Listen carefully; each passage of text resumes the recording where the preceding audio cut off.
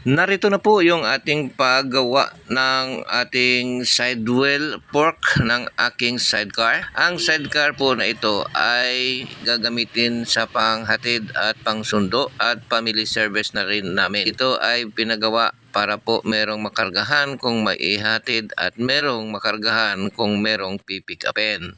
Ang sidecar po ay pinagawa para po sa personal na gamit at ito po yung paggawa or pagkabit ng sidewheel fork.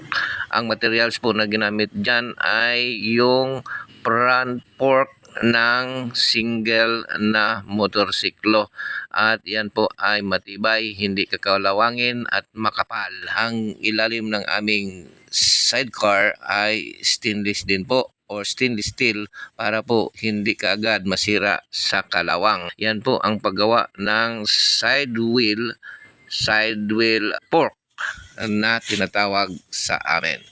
Ayan, ang gumagawa po dyan ay si Ralph, yung aking manugang na gumagawa ng mga sidecar ng tricycle. At dyan po ay kinakabit na po yung kanyang rubber bushing at inaalay na po yung side wheel para po sa pagkabit ng aking motor ay magiging tugma po ito. Hindi mabigat hatakin ng motor at hindi rin po magastos sa gulong at hindi tatagilid ang gulong dahil ina-adjust po dyan yung hulog ng gulong.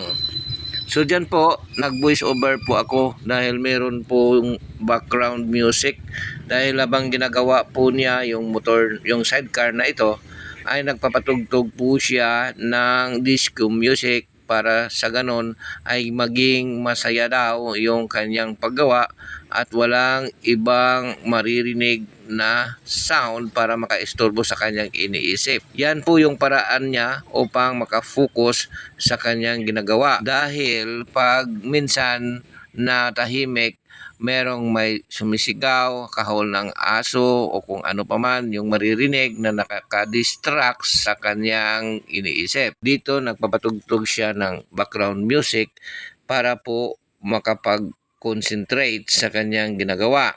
At nag-voice over na din ako para po hindi makopyright yung ating video. Ang video na ito ay labas na po sa aking ginagawa na mga electronics. Subalit ito ay gagamitin din bilang service sa pag-pick up at paghatid kung sakaling meron. Pero ang talagang purpose ng motor or sidecar na ito ay para po may magagamit sa personal na pangangailangan at hatid sundo din sa ating estudyante at sa nagtatrabaho.